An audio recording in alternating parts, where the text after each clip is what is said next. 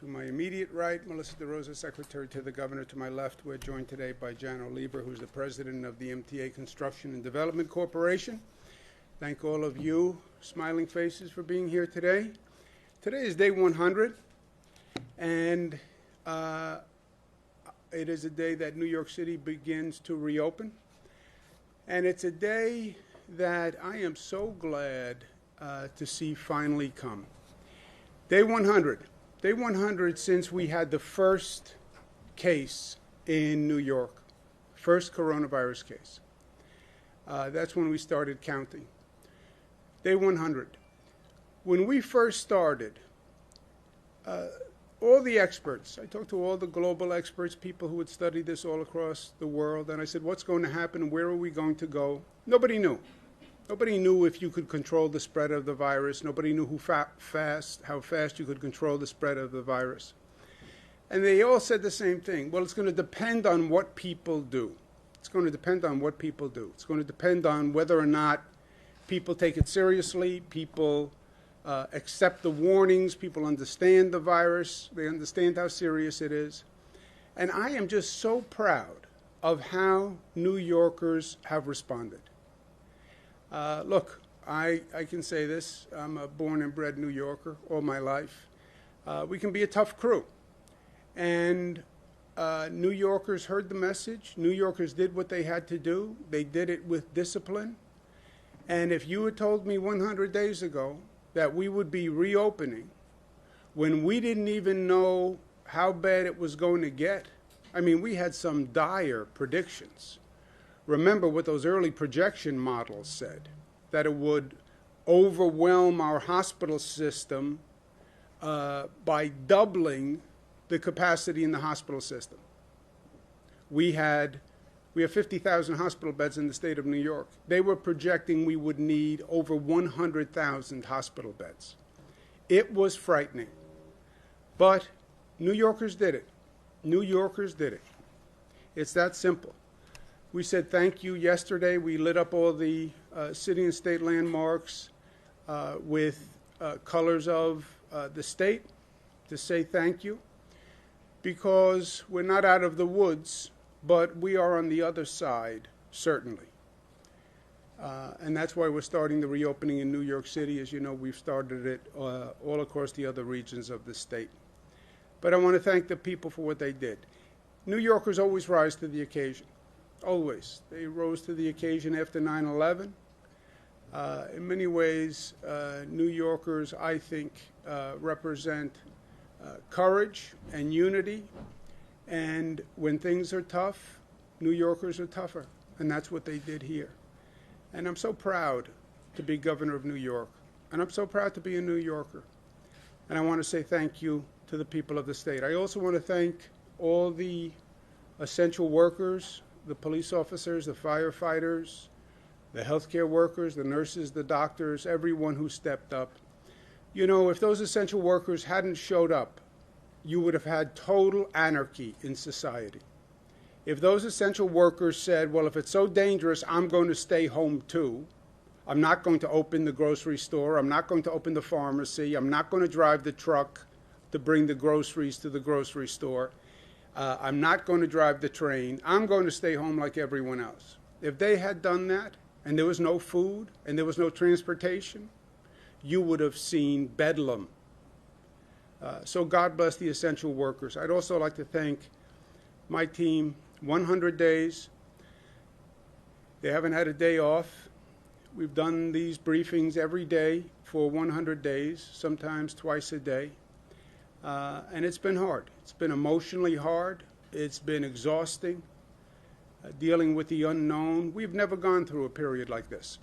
We've gone through a lot. I've gone through a lot. But never anything like this. And they did an extraordinary job, and I want to thank them. And I want to thank you guys for talking to me every day for 100 days. The joy of our interaction and our dialogue, the joy that you had dealing with me, the joy that I have dealing with you. I think you have more joy, but we can discuss that over a beer sometime. But congratulations. We are back. We are back. And not only are we back, but we went from the worst situation in the nation, frankly, one of the worst situations on the globe, to not only flattening the curve, but to bending the curve. Remember we talked about we had to flatten the curve? That means we had to stop the increase. We didn't just stop the increase. We bent the curve, and we brought the spread down dramatically. And you look at where we are today, 100 days later, we are continuing our decline. The rest of the country is still spiking. How remarkable is that? How remarkable is that? So congratulations to New Yorkers. It's also day 15 of the civil unrest after the murder of Mr. Floyd, and now we're dealing with the two situations simultaneously. And in many ways, they both then compound each other, right? It's not just the protests, it's protests happening during the COVID situation. So we have to deal with both. The protests continued yesterday all across the state. They were by and large peaceful. But the protesters are basically right. It's not just a New York State phenomenon or an American phenomenon. It's happening all across the globe. I mean, it is amazing. I was watching this morning protests in Rome, protests in Spain. It's all across the globe. And people are saying enough is enough. And it is enough. It is enough because it's been the same point over and over and over again. Bring reforms to the criminal justice system. Bring reforms to policing. We've seen the same situation happen 20, 30, 40 times. How many times do you have to see the same situation before you act? And we're going to act in the state of New York. Transparency of disciplinary records for police officers, what they call a repeal of 50A, which, by the way, what 50A says is the records of police officers will no longer be exempt from disclosure. So the records of police officers will be like every other public employee, right?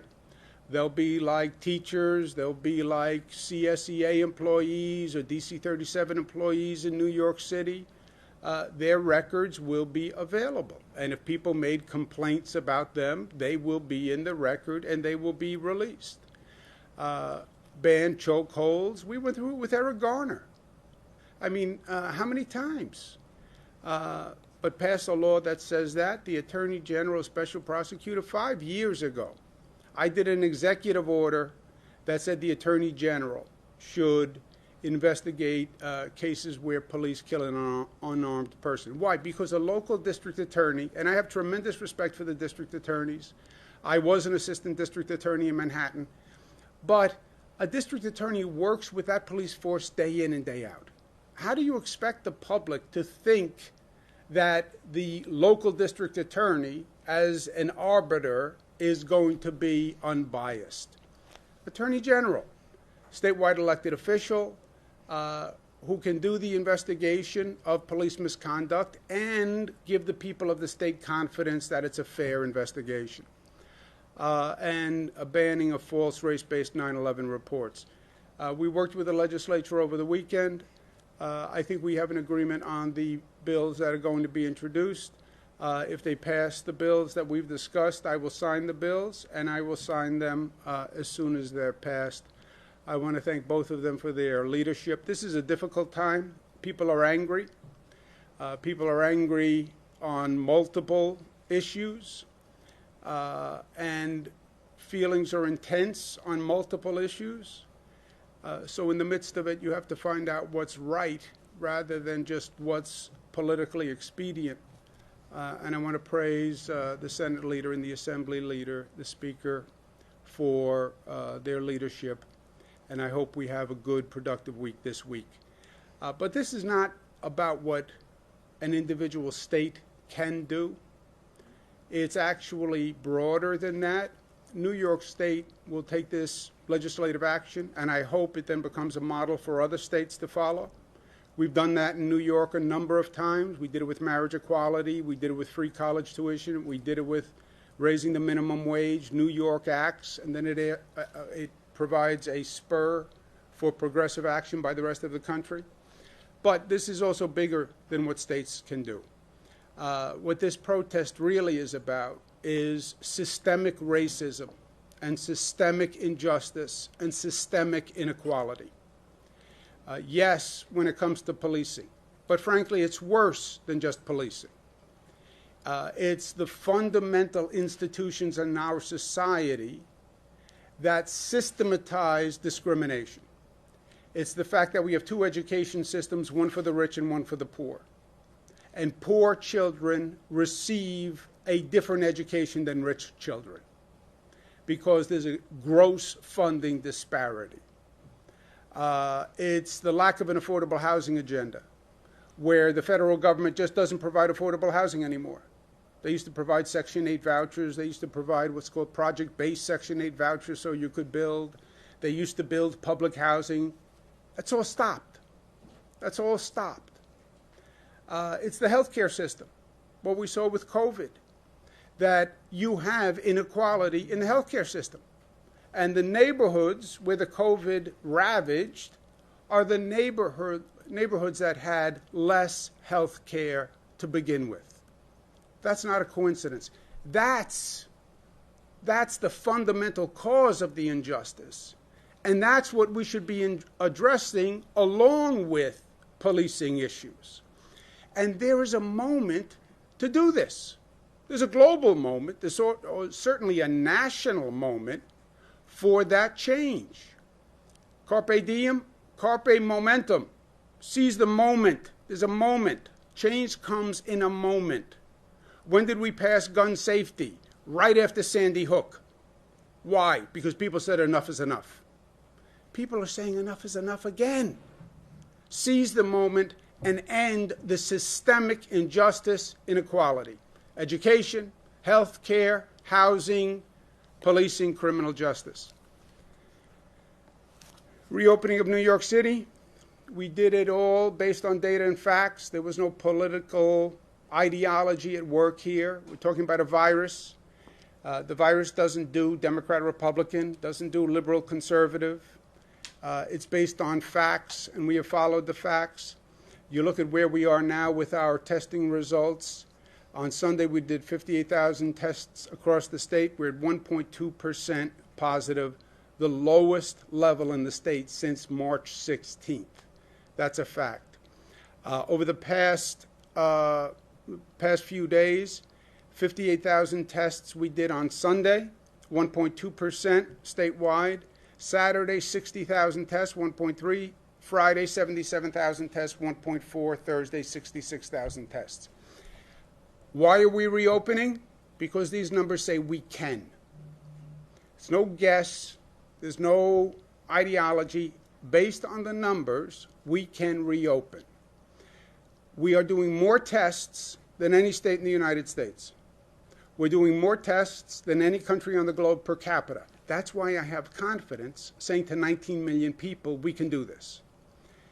Based on yesterday, 58,000 tests. That is a lot of tests. That is a large sample. And I feel confident making a decision on these numbers. Now, we can change the numbers, just like we changed the numbers the first time and reduce them. New Yorkers get sloppy, you can see those numbers go back up because they're purely a function of behavior. You tell me what New Yorkers do today, I'll tell you that number tomorrow. And we literally study it on a day-to-day basis. If you look at yesterday's numbers, just yesterday, across the state, New York City, 9 weeks ago, 59% were testing positive. 4 weeks ago, 10% were testing positive. 2 weeks ago, 4% were testing positive. Yesterday, 2%. Just yesterday. And you see the other numbers for the other regions. Mid-Hudson, 1%. Long Island, 1%. Western New York, 2%. Capital Region, 1%. That's how we're making decisions. Westchester, Rockland, Hudson Valley will enter Phase 2 tomorrow. Long Island is on track to enter Phase 2 on Wednesday. What does Phase 1 reopening mean? It means companies, businesses can reopen pursuant to specific guidelines. This is not reckless reopening. We know what happens when that is done. This is by the guidelines. Construction and manufacturing, wear masks, no congregate meetings.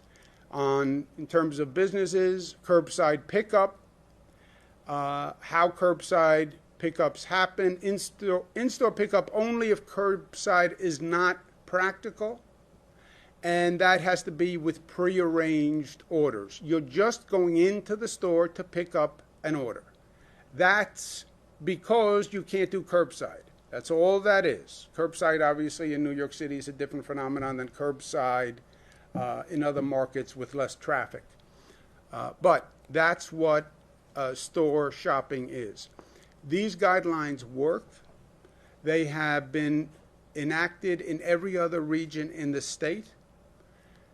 Those other regions have entered phase one, followed these guidelines, and there has been no spike.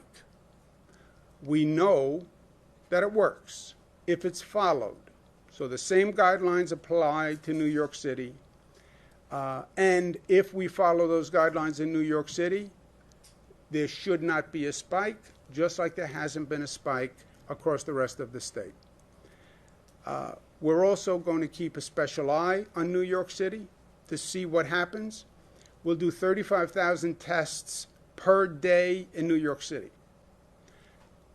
Take a snapshot every day. If you see any increase in the infection rate, then react immediately. And 35,000 tests per day is a healthy snapshot, a healthy sample, and then watch it literally every day and calibrate what you're doing. Again, I'm asking all the protesters to please get tests. That is a new question that has been dropped into the mix. We had all these at-home measures, and then we had thousands of people show up for protests. Did that affect the spread of the virus? We don't know. We don't know. So I'm asking the protesters, please go get a test. It's free, it's available, but there is a chance that you were in proximity to people. Again, we've gone through this, what they call a super spreader. One person in a crowd of 100 people can infect dozens. We've seen it.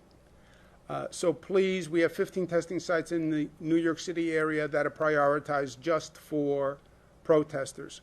We're also focusing on the hotspot neighborhoods in New York.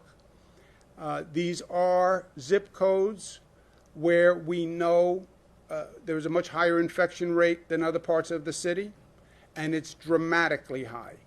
Overall, the infection rate in New York City is about 19%.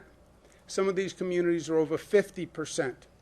So we're targeting these hotspots, more testing, more treatment in these hotspots, and more awareness.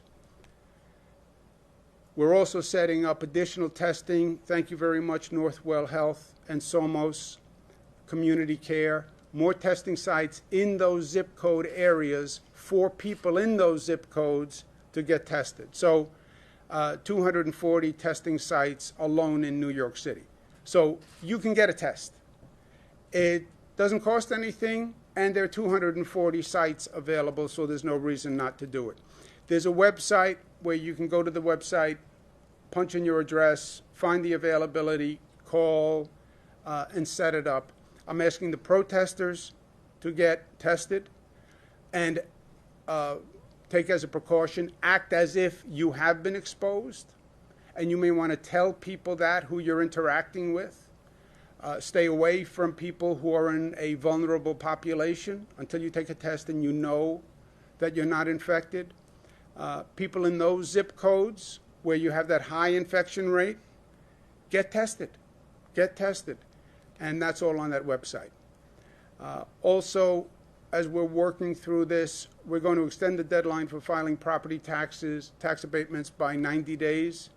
To give small businesses some assistance. We're going to restart elective surgery and ambulatory care in New York City. The MTA is reopening. Roma Torre asked me on an interview, how do you know the subway is going to be safe on reopening day? I said, because if it wasn't safe, I wouldn't ask anyone to go on the subway. I make these decisions, and for me it's very simple. I just assume I'm making the decision for myself and for my children. And I said to Roma, if the subway isn't safe for me, then I wouldn't ask anyone else to go on the subway. And today I took a ride on the 7 train. The MTA has done phenomenal work. I'm old enough to remember the bad old days in New York City. And when we would talk about how dirty the cars were and the garbage that was in the subway cars and the stench, frankly, that was in the subway cars. The subway cars are cleaner than they have ever been in my lifetime. I mean, they had to disinfect the subway cars. Just think about it. I mean, it's almost a bizarre task, right? We're going to disinfect a subway car. So many years, they couldn't figure out how to get the newspapers and the coffee cups out of a subway car. Now they're disinfecting. And they are disinfecting the cars and the stations. They've done 30,000 station cleaning disinfection, 500,000 subway car cleaning disinfections. They've applied antimicrobial treatment to the surfaces in the subway cars and the stations. They're using UV light technology to clean facilities. So they are doing everything they can. We're giving them an additional 1 million masks and 25,000 gallons of hand sanitizer that we make in the state, 500,000 2-ounce bottles.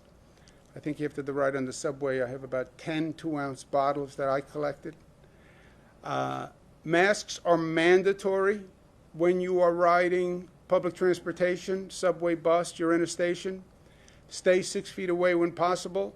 Use the hand sanitizer. Use the hand sanitizer and observe the guidance that is on the trains, etc. The MTA is also launching the It's Up to Us New York campaign. You'll see this if you're riding the subways or the buses. It's up to us. How do you stop the spread? It's what we do. Are the subways safe? It's how we act. Are the sidewalks safe? It's how we act, right? If you're wearing the mask, if you're keeping distance, yes, it's safe. But it is a function of us, each one of us, and us as a collective. While the ridership has been reduced, there was also an opportunity in the reduced ridership, right?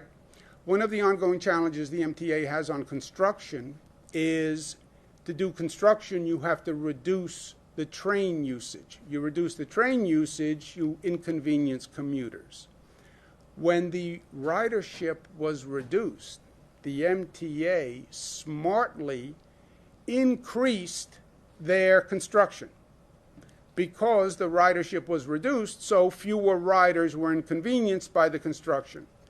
And they accelerated $2 billion in capital projects, rehabilitating the F train, using the lessons they learned in the L train, where I want to applaud Jano Lieber and his team for literally setting a record in smart government construction.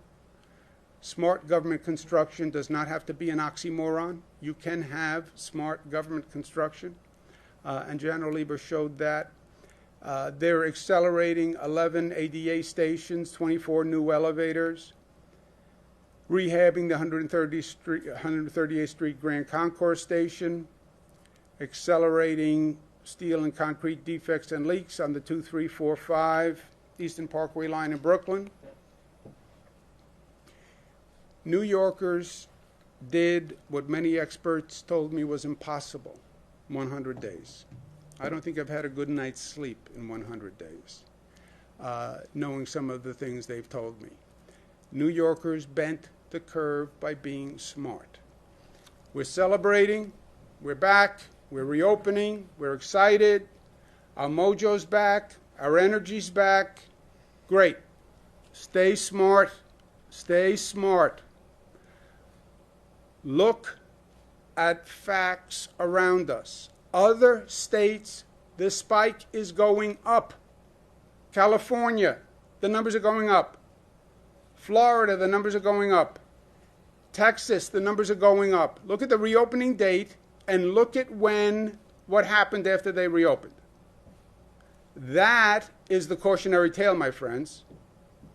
Gentleman on the subway car just said to me he has family in Arizona. They reopened and they're seeing a spike. He's right. Look at the spike in Arizona.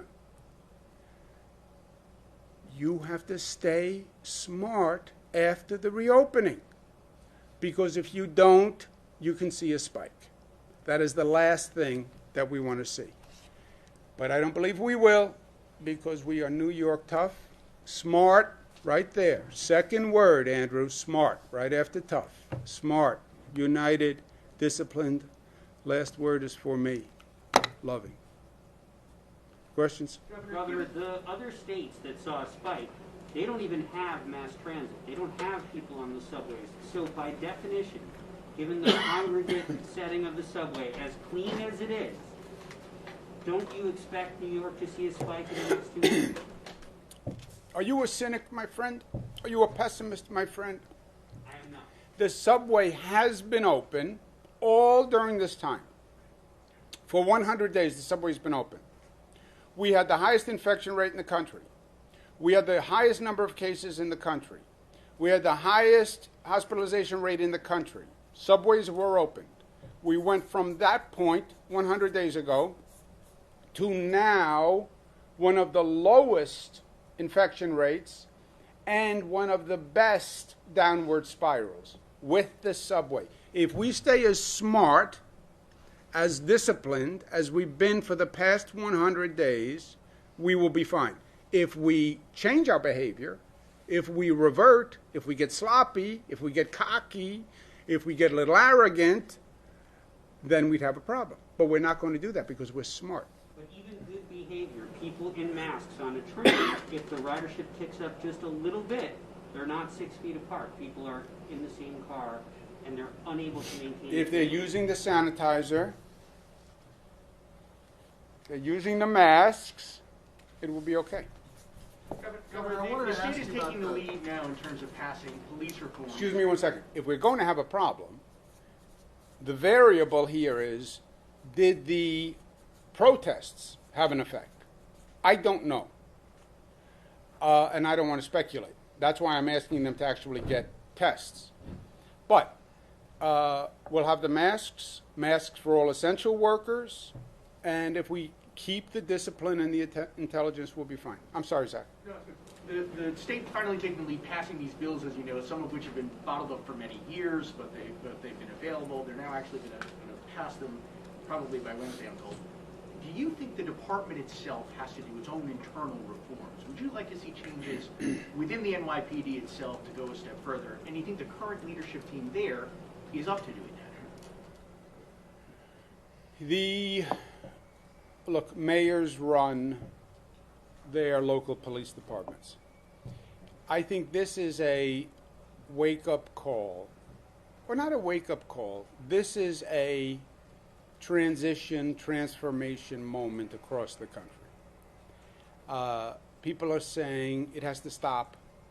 We have to change, right? When they're saying defund the police, what are they saying? They're saying we want fundamental, basic change when it comes to policing. And they're right. They are right. They're saying Mr. Floyd, Mr. Garner, Mr. Louima, Mr. Diallo, enough is enough. So they're right. Our state legislative packages will do that. But I also believe you'll see that in every police department that is now operating. They understand they're operating in a different reality with different perceptions and different mandates. So I think you will see a shift all across police departments. I think police departments that don't hear it and don't get it are going to have a real problem. And the political leadership of that police department will have a problem, right? And those local mayors, you look at what's happening in Minneapolis now. So I think the mayor, as the elected official, they will get the message, and then it's going to be up to them whether or not their police department has done it. Now, I would like to see us actually go further than that, Zach, because yes, there's discrimination institutionalized in society, and it's manifested in the policing criminal justice system, but it's worse than that. It's actually worse than that. Education is where it starts. Housing is where it starts. Healthcare is where it starts. You want to make a difference in America. You want to live up to the American promise, the American dream, let America be America again. Every child has a quality education. Not two educations separate but equal, separate but unequal. Equal education for every child. Not the poor children, even in this state. Poor schools, $13,000 per student. Rich schools, $36,000 per student. How? How? Equal opportunity. We have equal opportunity. Oh, really? My child starts out $13,000 for education. Your child starts out $36,000 for education. My child comes from a poor zip code, less social services, more problems in the community, often more problems in the household, and that child gets less education and less services. Equal opportunity. No. And look, we have been talking about this for decades. And that's where it starts. And the fundamental insanity, you're spending $50,000 a year on a prison cell. It's more than the tuition in Harvard University. I mean, how long have we been talking about this? It's a reverse set of priorities. I want to ask you about police reform and mainly how the police unions factor into that. Do you view the police unions as being more of a making it more difficult, hindering police reform? Look, every union argues the interest of their employees, their workforce, right? When you go to make education reform, you hear from the teachers union. When you go to reform the mental health system, you hear from CSEA, right? When you go to reform government, you hear from PEF. You go to reform construction labor, you hear from the construction and labor unions. So they're arguing from their employees' point of view. I understand that. 50A, police unions are saying if you release personnel records, you may jeopardize their privacy. That's a point. And the bill has privacy protection in it.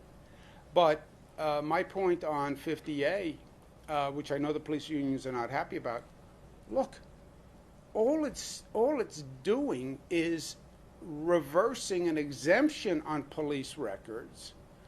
So now a police employee, police officer, is like a school teacher, is like a DC 37 worker, is like a CSEA worker. It's just parity and equality with every other public employee. It's nothing punitive to police. You know, they're saying, well, in that file, it will release just complaints. If I just sent a complaint letter about a police officer, it'll be released. Yes. But if I sent a complaint letter about a toll taker, if I sent a complaint letter about a school teacher, it's going to be released. So it's just fairness and equity across the board. What would you say about other unions across the country, not just in New York, not just tethered to 50A? Do you think that sort of reverberates through other unions? Do you think other unions pose any sort of difficulty, or is there a role for them in police reform? Well, of course there's a role in police reform for the unions. And I think the unions will bring the perspective of the police officer to the table, as they should, because when you make any decision, when you're going through reform, you want to make sure you understand all the issues and all the perspectives and then pick the right path. But everybody has a perspective here, right? Everybody has an interest. So listen to all voices and pick the right, just path. Now, this is a hyper emotional issue. I get that. But, and people have very strong opinions, but that's the art form of government, right? We passed gun safety reform. We had thousands of protesters. I had hundreds of death threats on gun safety. Everybody has a point. Everybody has an argument. You can't make everybody happy, but it's not about making everybody happy. But it is about hearing all sides. That's what it is about. Yes? Thank you, Governor. My question is about the protest. We hear you adamantly ask the protesters to get tested. You even put special sites for the protesters. Is your message as adamant to police officers? Because we've seen every day that there's a lot of police officers who are not wearing masks. The police officers should be wearing masks. The police officers are getting tested. I encourage them to get tested. We have testing available for essential workers where they're prioritized. So yes, the same message to the protesters is the message to the police. I've had these conversations with the police, however, several times, because the police were out there as essential workers early on all through this. So we started a tremendous amount of testing with the police force weeks ago when this first started. Governor, I want to ask you about reopening. When do you expect phase 2 in the city? And you say New York is back. There are boarded up stores across the city. How will they affect New York actually coming back to what it was? Look, we had a terrible night, the night of looting in this city. It was terrible. It was destructive. It was frightening. It was bad for the city in a number of ways. I think it scared city residents. And it scared city residents at a bad time because we're already going through COVID and people were nervous about the city, about the density, about the numbers. And then you see this night of looting, which just looked like the city was out of control. And it was bad for the communities we're trying to help. You know, people see the pictures of looters running up and down Madison Avenue in Manhattan. There weren't as many pictures, but there was just as much activity in the Bronx and in Brooklyn and in Queens, destroying mom and pop businesses that are struggling on a good day, destroying businesses that are providing needed services to poor communities. So the looting was very bad. It wasn't the fault of the protesters. Some people try to put the protesters as looters. Yeah, that would be a way to dismiss the protesters, but it's not true. It's not the fault of the police officers, right? The police officers, it's not their issue. Police officers in this city are the best police organization in the country, I believe, 36,000 strong. They've handled many difficult nights in this city. I said it was the management of the police. It was the management and the deployment. You have to have enough police deployed. I don't send state police somewhere unless I have enough state police to do the job. Otherwise, it's dangerous for everyone. So I said it was about the management and deployment. It wasn't the protesters. It wasn't the police officers themselves. But it's over. It was a bad night. I took action. The mayor took action. It's over. And it hasn't happened again. And the protests have been largely peaceful. There's been some issues. But there's been no looting, right? There's protesters and the issues around protesters, and then there's looting. There has been no looting. So the boarded up stores from the looting, that was one night. It was arrested. It stopped. It's over. Governor, that fear, that lingering fear, impacts a comeback, a full comeback. I think the looting was one night. It was a bad night, but it was one night, right? And I think New Yorkers know how to calibrate this. And look, also, you know, honesty works, right? You can't get away with inauthenticity in this city. It was a bad night. Bad 2 nights. There was some looting, actually, 2 nights. Yeah, it was bad. But I said it was bad. And I said it had to stop, and it had to stop now. And it was a management deployment issue of the police. And the management acted differently, and the deployment was different. And it stopped. So it wasn't good, but I think it was addressed honestly. It was addressed effectively. And over the past several nights, we haven't seen any looting. So I think New Yorkers are past that. Governor, can you tell us about your evolution of thinking on 50A? You've in the past somewhat resisted calls to reform or repeal or amend it. I asked you a question about this about a week ago, and you weren't obviously nowhere near as definitive as you are today and in the last couple of days. So tell me what it's taken to get you What did over. I say to you when you asked me the first time? I said, there's no need to change 50A because 50A does not do what the local governments say that it does. That's true. Remember, New York City used to release the disciplinary records. They released them. Then they stopped. When they stopped, they said, oh, it's illegal because of 50A. No, because 50A was in existence when you released them. Well, how did you release them if 50A stopped you? But you're thinking. So that's a very good paraphrase of what you said. Yes. And then I sent the council's letter saying 50A doesn't stop you. But it was clear that they're not going to do it. Do I believe 50A is a straw man for local governments? Yes. But even as a straw man, okay, we'll knock it down as a straw man. Governor, 2 on the MTA. When Ask Jano a tough question. Yeah, well, this one's for you. When are